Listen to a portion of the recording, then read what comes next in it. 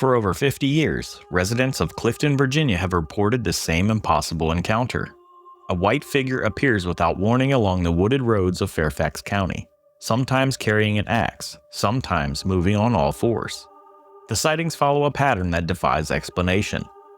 Multiple witnesses describe identical details despite never speaking to each other.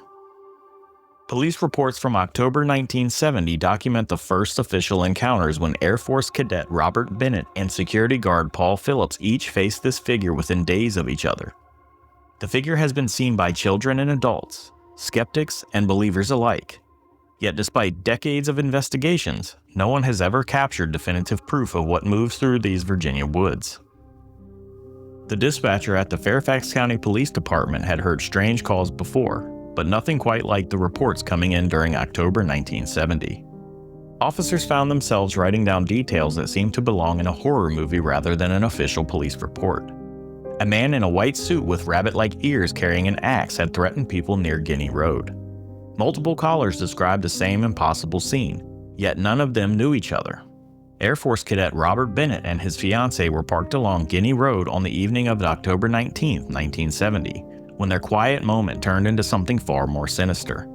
The couple had chosen a secluded spot near the woods, away from the main traffic routes that had connected the growing suburbs of Northern Virginia. Bennett later described hearing rustling in the trees before a white figure emerged from the darkness. The man stood upright and moved with an unsettling gait, wearing what appeared to be a white suit with a head covering that resembled bunny ears. The figure approached their car without hesitation, as if it had been watching them for some time. Bennett spoke of the man wielding a hatchet with practiced ease. The metal tool caught in the moonlight as the figure raised it above its head. Without warning, it brought the axe down hard against the passenger side window. Glass exploded inward, covering Bennett's fiancée with sharp fragments. The sound echoed through the quiet woods like a gunshot. The figure then leaned close to the broken window and spoke in a clear, threatening voice. Bennett reported that the man shouted, "You're on private property and I have your tag number." Bennett described the voice as distinctly human but carried an edge of authority that suggested the speaker knew these woods intimately. The man seemed completely comfortable in the darkness, moving with confidence through terrain that would challenge most people even in daylight. After delivering its warning, the figure stepped back from the car and melted into the tree line. Bennett started the engine and drove away as quickly as the narrow road would allow. The couple reported the incident to the police the following morning, though they admitted feeling foolish about the details they had to provide. Construction security guard Paul Phillips encountered the same white figure 10 days later on October 29, 1970. But his experience unfolded in a different setting that made the encounter even more puzzling. Phillips was inspecting a house under construction at 5307 Guinea Road when he noticed someone moving near the building's frame. Phillips approached thinking he had caught a vandal or trespasser, but what he found defied his expectations. The figure wore the same white suit and rabbit-like head covering that Bennett had described. It stood near the wooden frame of the house, methodically chopping at the support beams with an axe. Phillips spoke of watching the man work with disturbing efficiency, as if he knew exactly which cut would cause the most structural damage. The sound of metal biting into the wood carried clearly through the still night air. When the figure noticed Phillips watching, it stopped its work and turned to face him directly. Phillips described feeling an immediate sense of danger that made him step backwards towards his vehicle. Phillips reported that the man had threatened him, saying something to the effect of warning him about trespassing and threatening violence if he came closer. The man was described as being about 5 feet 8 inches tall and weighing approximately 175 pounds. Phillips spoke of the figure's movements as fluid and purposeful, suggesting someone who had spent considerable time in these woods. After several tense moments, the man gathered his axe and disappeared into the forest with the same silent efficiency he had displayed while working. Phillips found fresh axe marks cut deep into several support beams, damage that would require repair before construction could continue. Police officers who responded to both reports found themselves in an unusual position. The witnesses appeared to be credible and sober, with no apparent motive for fabricating such bizarre stories. Bennett held a responsible position as an Air Force cadet, while Phillips was a respected member of the local construction community. Neither man knew the other, yet their descriptions matched in every significant detail. The physical evidence supported both witnesses in ways that hoax explanations could not easily dismiss. Bennett's car showed fresh damage to the passenger window, with glass fragments still embedded in the doorframe. Phillips' construction site bore clear axe marks in the wooden beams, cuts that required considerable force and skill to execute. Police examined the hatchet from Bennett's encounter and later returned it after their investigation, though the case remained open with no immediate leads. These official reports from October 1970 established a template that would repeat throughout the following decades. The white figure would appear near construction sites, housing developments, and parked cars, always carrying the same axe and delivering the same territorial warnings. Each encounter followed the same pattern of brief confrontation followed by disappearance into dense forest where pursuit became impossible. But one location would soon emerge as the focal point for these mysterious encounters. The Colchester Overpass became something far more than a simple railroad bridge after those first encounters in 1970. Built around 1906 near the historic site of Sangster Station, this concrete and steel structure carried trains over a quiet country road that connected scattered rural communities throughout Fairfax County. By the 1970s, the area around the overpass had transformed from active farmland into dense second-growth forest, creating an isolated pocket of wilderness that seemed forgotten by the suburban development spreading throughout northern Virginia. The bridge's location created perfect conditions for the unexplained encounters that would follow. Dense woods pressed close to both sides of the narrow road, while the forest canopy grew so thick overhead that drivers often found themselves in near-complete darkness as they passed underneath the overpass. Ancient oak and maple trees formed a natural barrier between the bridge and the nearest houses, which sat nearly a quarter a mile away through the winding forest paths. This isolation meant that sounds from the bridge rarely reached neighboring properties, while any noise made near the structure would echo and amplify in ways that could disorient visitors. Multiple witnesses began reporting encounters with the white figure specifically at this location throughout the 1970s and beyond. Unlike the original sightings that occurred along various roads throughout the county, these encounters centered on the bridge itself and the immediate surrounding area. Drivers spoke of seeing the figure standing motionless on the overpass as they approached, only to find nothing there when they passed directly underneath. Others described glimpsing white movement in their peripheral vision as they crossed beneath the bridge, movement that seemed to track their vehicles from above. The consistency of these reports, spanning different seasons and times of night, suggested that something had chosen this particular location as a regular hunting ground or observation post. Local teenagers discovered the bridge during the late 1970s and early 1980s, turning visits to the overpass into tests of courage that became embedded into the social fabric of area high schools. Groups would drive out on weekend nights, challenging each other to face whatever waited in the darkness. Many of these teenage visitors reported experiences that went beyond simple pranks or imagination. Some spoke of hearing footsteps on the bridge above them when no one else was present, heavy boots that moved with deliberate purpose from one end of the structure to the other. Others described finding freshly broken branches arranged in patterns around the base of the bridge supports, arrangements that suggested intelligent design rather than natural occurrence. The physical layout of the Colchester Overpass created numerous opportunities for concealment and surprise. The bridge's concrete supports formed deep recesses where someone could hide completely from view, even during daylight hours. These alcoves extended several feet into the structure, creating shadowed spaces that remained invisible to anyone passing on the road above or below. The surrounding forest provided additional cover, with game trails and deer paths creating a network of hidden routes that allowed movement through the woods without detection. The elevation changes around the bridge meant that someone familiar with the terrain could approach from multiple directions while remaining completely hidden from anyone near the road. Strange sounds became a regular feature of nighttime visits to the overpass. Witnesses spoke of hearing metal striking concrete echoing from beneath the structure, sharp impacts that reverberated through the supports and seemed to come from multiple directions at once. The rhythm of these sounds suggested deliberate action rather than random noises, as if someone was systematically striking the bridge supports with a tool or weapon. One visitor described hearing what sounded like heavy boots echoing through the concrete chambers beneath the overpass, footsteps that would stop immediately when flashlights were directed towards their source. The acoustic properties of the concrete structure amplified these noises in ways that made determining their exact origin nearly impossible. The bridge's proximity to both residential neighborhoods and deep wilderness created an unusual environment that seemed to attract unexplained activity. Houses sat within a half mile of the overpass, close enough that residents occasionally reported seeing lights moving through the woods at night, yet far enough away that the forest between provided complete privacy for whatever occurred near the bridge itself. The surrounding woods connected larger tracts of undeveloped land that stretched for miles, creating corridors of wilderness that would conceal movement between the bridge and more remote areas. Even investigators who approached the Colchester Overpass with complete skepticism found themselves unsettled by the location after spending time there during the nighttime hours. The combination of isolation, acoustic effects, and the weight of accumulated stories created an atmosphere that affected even the most rational minds. Many spoke of feeling watched while examining the bridge area, as if unseen eyes were tracking their movements from the surrounding darkness. Yet these early reports from the overpass represented only the beginning of a much larger pattern of encounters that would span decades. The 1980s brought fresh sightings from families moving into newly developed neighborhoods along the edges of Fairfax County's remaining forests. Children walking home from school spoke of seeing a white figure watching them from tree lines that bordered their suburban streets.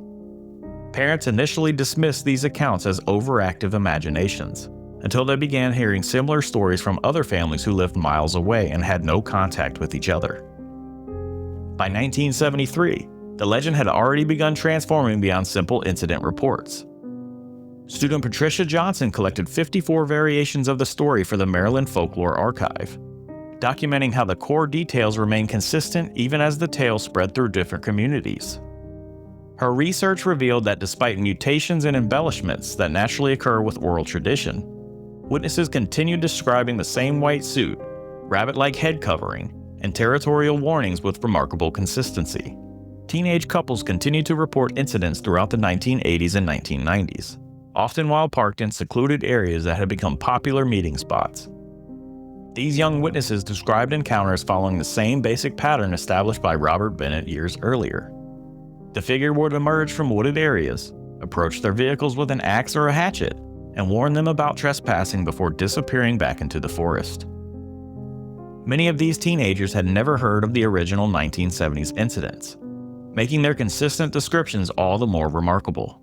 Their accounts included details about the figure's white suit, the rabbit-like head covering, and the authoritative tone of voice that suggested someone defending their territory they knew intimately. A family camping at Burke Lake Park in 1987 experienced an encounter that expanded the geographic range of reported sightings beyond the original Colchester area. The father spoke of walking in the middle of the night to find a white figure standing at the edge of their campsite, just beyond the range of their dying campfire. The figure held what appeared to be an axe and remained motionless for several minutes before backing slowly into the surrounding woods.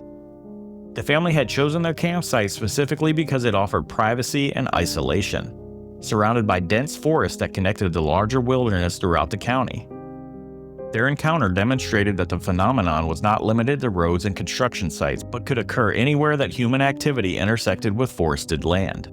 Construction workers building new housing developments throughout Fairfax County during the 1990s reported their own series of encounters.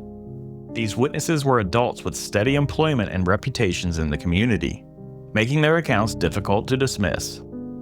A foreman supervising the construction of a subdivision near Burke spoke of finding fresh axe marks and wooden support beams on multiple occasions. Security guards hired to watch construction sites overnight reported seeing a white figure moving between buildings under construction, always carrying what appeared to be a hatchet or an axe. These sightings occurred in areas where suburban development was pushing deeper into previously undisturbed land. The figure's apparent knowledge of local terrain became a consistent theme across witness accounts from different decades. People described how the white figure could navigate dense woods in complete darkness, moving silently through areas where most people would struggle even with flashlights. The creature seemed to know exactly where paths led and which routes would provide the quickest escape when confronted by witnesses. This familiarity with the landscape suggested either someone who had lived in the area for many years or something that possessed an unusual connection to the natural environment. A jogger running trails through Pohick Bay Regional Park in 1994 spoke of seeing the white figure standing among the trees about 50 yards away from the main path. The encounter occurred during late afternoon when visibility was excellent, eliminating the possibility that shadows or poor lighting had created a misidentification. The jogger described watching the figure for several seconds before it stepped behind a large oak tree and seemed to vanish completely. A thorough search of the area revealed no trace of where the figure might have gone. The accumulation of similar accounts from unconnected sources created a puzzle that defied simple explanation. Witnesses ranged from children to senior citizens, from law enforcement officers to families with no interest in supernatural phenomena. Their descriptions remain remarkably consistent across different time periods, geographic locations, and social backgrounds. The figure always wore white, carried an axe or a hatchet, and demonstrated an intimate knowledge of local forests. These shared details appeared in accounts from people who had never met each other and often lived in different parts of the county, suggesting that their experiences were based on encounters with the same phenomenon rather than shared folklore or suggestion. The persistence of these reports across multiple generations indicated that something had taken root in the collective consciousness of Northern Virginia communities. What began as whispered conversations between neighbors in Clifton gradually spread throughout Northern Virginia, transforming from isolated incident reports into a shared cultural phenomenon that would define the region for generations. The Bunnyman legend took on a life of its own during the late 1970s and early 1980s, moving beyond the original police reports and witness accounts to become part of the local identity. Each family that moved into the expanding suburban developments brought their own questions about the strange stories they heard from longtime residents. By 1973, the legend's rapid transmission among young people had already caught academic attention. High school students discovered the legend through local newspapers and student publications that featured articles about area mysteries and unexplained phenomena. The A-Blast and Orange Peel newspapers provided written accounts that helped standardize certain details while allowing room for creative interpretation. These publications gave the legend a sense of legitimacy that word-of-mouth stories sometimes lacked, creating documentation that future generations could reference and build upon. The internet age transformed how the Bunnyman legend spread and evolved throughout the late 1990s and early 2000s. Timothy C. Forbes posted a version entitled The Clifton Bunnyman on the Castle of Spirits website around 1999, creating what became the most widely circulated written account of the legend. This digital version includes specific details about an escaped convict named Douglas J. Griffin that were later proven false, demonstrating how internet distribution could preserve and distort traditional stories. The speed and reach of online sharing meant that new variations of the legend could emerge and spread faster than ever before. The legend's transformation from local folklore to widespread belief created situations that surprised even researchers studying the phenomenon. A Fairfax County public library historian spoke of interviewing a student who approached the library seeking information about a murder that had occurred near her home. The student had heard Bunnyman stories that included increasingly violent details and assumed they represented historical fact rather than evolving folklore. This encounter illustrated how the legend had become so embedded in local consciousness that residents sometimes struggled to distinguish between documented incidents and fictional embellishments. Halloween traditions embraced the Bunnyman legend with enthusiasm that it surprised even longtime residents. The Colchester Overpass became a pilgrimage destination for teenagers and young adults seeking authentic supernatural experiences during October nights. Local authorities began controlling access to the area starting in 2003 as crowds of curious visitors gathered near the overpass during Halloween weekends. In 2011, police established traffic checkpoints that turned away over 200 people attempting to reach the bridge area, demonstrating how the legend had evolved into a significant public safety concern.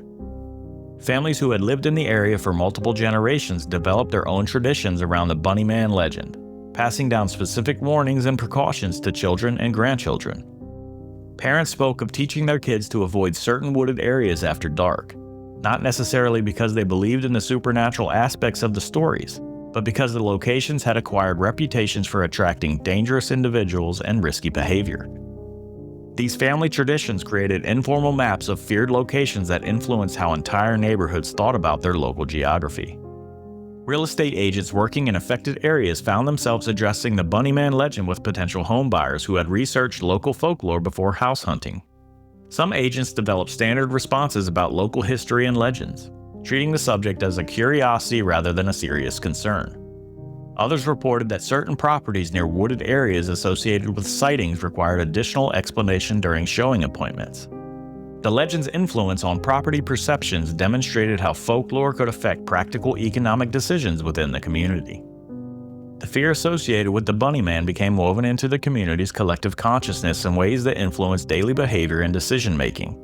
Parents adjusted their children's schedules to avoid certain areas during evening hours, Joggers and dog walkers modified their routes to stay closer to well-lit residential streets rather than trails that bordered forested land. New housing developments continued pushing into previously undisturbed forest areas throughout the 1990s and 2000s, creating fresh intersection points between human settlement and the wild spaces where encounters had traditionally occurred.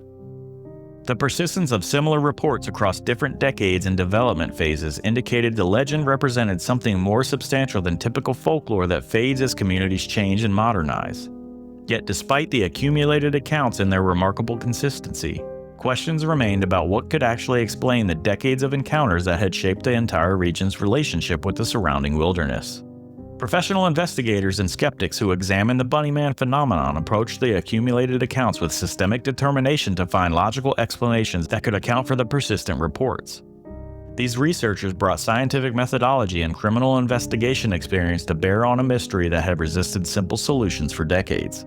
Their efforts focused on identifying patterns, inconsistencies, and alternative explanations that could reduce the supernatural claims to more mundane causes.